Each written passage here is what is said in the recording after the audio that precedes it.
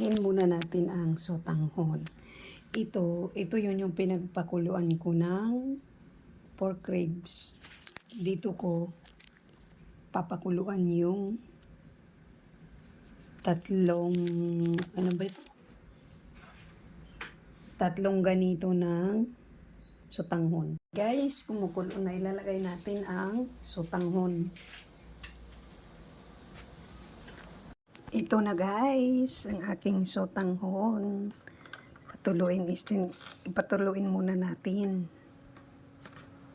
Ito naman ang aking sotanghon gisado.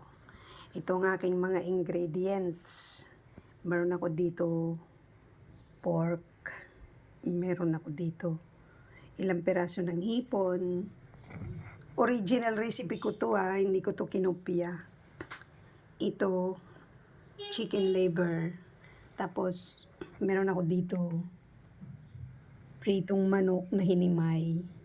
Tapos bawang, onion. Tapos ito celery to. Tapos Baguio beans at saka carrots. Sotanghon. Of course, oyster sauce. At paminta, soy sauce. Meron din ako dito asweti. At meron akong konting paprika. Ayan. So, umpisa na natin. Mag-umpisa na tayo. Itong wok namin pala non-stick ito. Natin ang liver.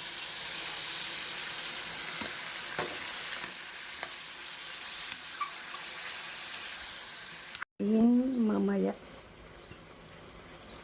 sinat-aside ko natin ang mga gulay. Nahinot natin ang carrots,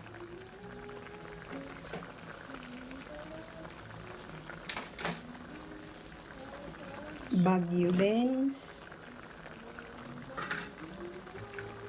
at celery.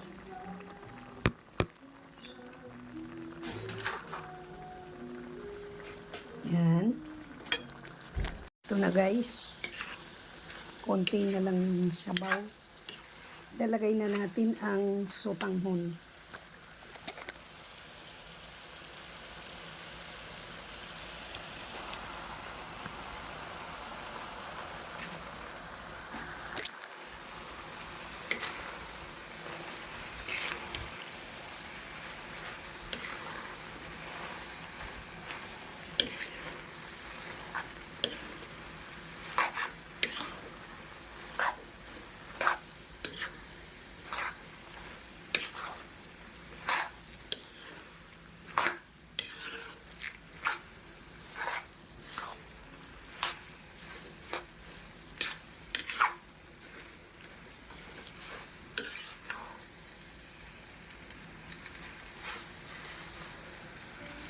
Ito na.